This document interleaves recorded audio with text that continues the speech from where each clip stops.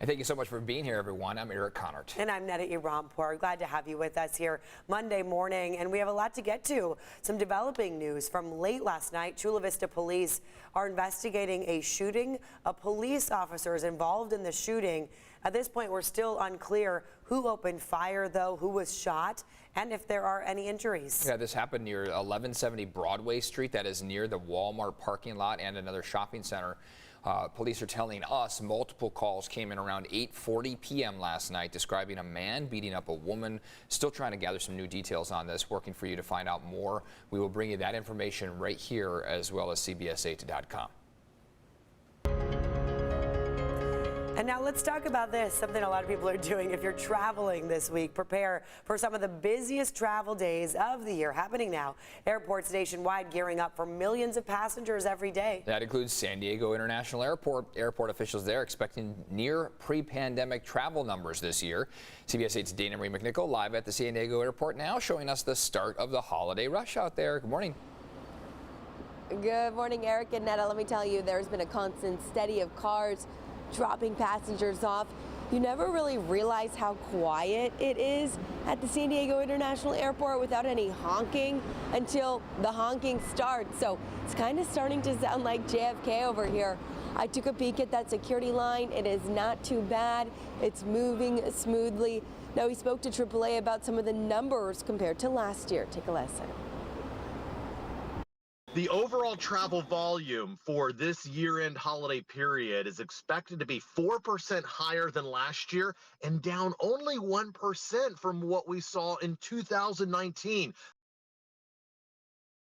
So he's saying a lot of people are going to be traveling. Now, according to TripAdvisor, San Diego is projected to be a top 10 destination in the nation to travel during this season. However, the TSA says the big travel rush comes Thursday, Friday, and Saturday. Those are expected to be the busiest flight days here. Also, the day after Christmas, people should be preparing to see those pre-pandemic travel numbers. San Diego is a hot destination for the time between Christmas and New Year's, so expect a lot of tourists. For those hitting the highways, AAA says they're expecting 8.1 million people on the road. So again, if you're traveling through your car this holiday season, note that there will be a lot of traffic certain days, but with those working from home, travel days are more spread out, and I think that's why we're seeing less security lines and less of a rush during those high travel days. Now, in terms of parking, it can be a little bit tricky here at the airport. Terminal 1 is under construction. Terminal 2, where I'm standing, has just one area to park. Now, I looked because you do have to reserve ahead of time for those high busy travel days to see if there's parking available. So let's say you wanted to drop your car off today and you want to pick it up a day or two after Christmas. All of the parking is sold out already for those dates. So please note that that is very important. You have no reserve parking here at the airport if you want to pick your car up after Christmas. There are a lot of other ways, public transportation, Uber, so please plan ahead, and we're wishing you just a happy and safe holiday travel season. I'm Dana Marie McNichol coming to you live from the San Diego International Airport. Dana Marie, thank you. Right now, much of the country facing a triple threat of flu, RSV, and COVID-19. Just as millions of Americans start to travel and gather for the holiday season, the CDC estimates there have already been 15 million flu cases, plus RSV hospitalizations remain high, putting a strain on hospitals. CBS News medical contributor Dr. David Agus says Americans should limit their exposure to others this week. I don't want you sick and not being able to go to your family event. So as much as possible now, try to use caution so that we can all get together for those family events. Doctors say it's not too late to get your flu shot. It takes about a week to kick in. And remember, the flu season will continue to last for the next few months. And right now, sheriff's deputies are looking for this man right here. So it's important we all take a close look. This is Mario Sandoval. He's wanted in connection to a standoff that put a Spring Valley neighborhood on lockdown. It started at 4 o'clock Saturday as a domestic violence call on Spring Place. That's off Bancroft Drive, State Route 94, where a lot of law enforcement were out there on the scene. The sheriff's department saying Sandoval held his wife at gunpoint after they had an argument, and then he refused to let her leave. She eventually eventually escaped. Deputies surrounded the house and evacuated those other nearby homes. But after several hours, they discovered Sandoval had somehow slipped away. He is considered armed and dangerous. If you see that man, call 911 immediately. And this morning, authorities are looking for the driver who's accused of hitting and killing a bicyclist in North County. This man right here, as you see, surrounded by his family, his grandkids. It happened Saturday near Valley Center Road. California Highway Patrol says a Ford struck and killed the man on Cold Road, and then that vehicle took off, the driver fleeing the scene. We did speak with the family of the 71-year-old victim. His name is Mario Lucero. They say he was an amazing grandfather to 6 grandchildren. He was hit while riding his bike to work. Everybody who knew him in the community just loved him. Always, worried about doing the best for everybody. He was a very, very proud grandpa for sure. Well, obviously, so many people so devastated to hear about this. Anyone with information on this hit and run asked to contact the Oceanside Area Highway Patrol. The hit and run was one of 3 fatal crashes in North County this weekend alone. And right now there is a surge of migrants preparing to cross the U.S.-Mexico border ahead of the end of Title 42. Border towns across the nation expecting this influx of migrants at the border. It is pushing the U.S. immigration system to a breaking point right now. And here in studio to break it all down for us, CBS 8's Chris Crow. Chris?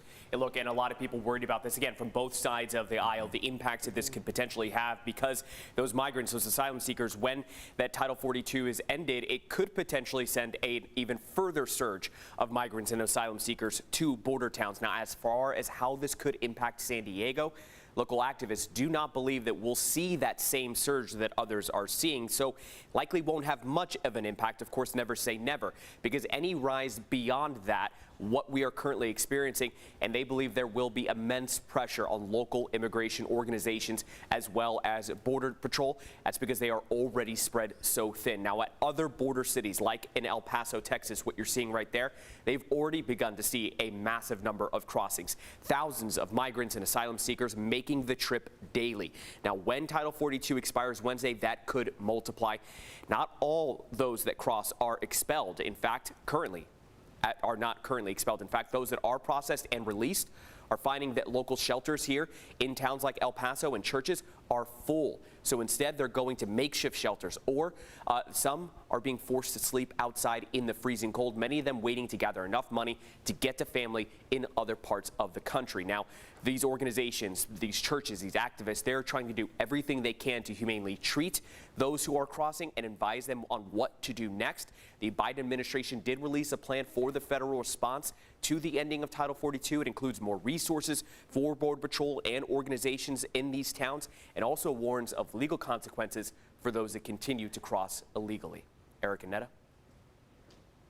All right, Chris, thanks for that. Let's check in with Netta now on the forecast. It's a chilly start to the day here, but things going to be a little bit more normal as far as temperatures are concerned on this week. People making a lot of plans as we speak right now, their Christmas plans, and they're trying to figure out whether they're going to be having the Christmas gatherings outside, potentially in the afternoon. They could be pull that off, couldn't they? Absolutely, because you know what? Christmas is about to feel a lot like spring, I will say. We're going to be pretty warm, sunny and 70s. You just saw the view looking out east, waiting for our sunrise at 6:46 this morning. Our west-facing view showing no clouds at all. Little pink hues, though, to start things off this morning as we're starting to get a little bit of that daylight. But overall, no clouds. All of that's way out in the ocean, mainly because we had weak offshore winds that pushes those clouds out further away from our coastline. Typically, we get the opposite effect where onshore comes in. We get the marine layer. That's not at all what we're seeing this morning. It's why it's so cold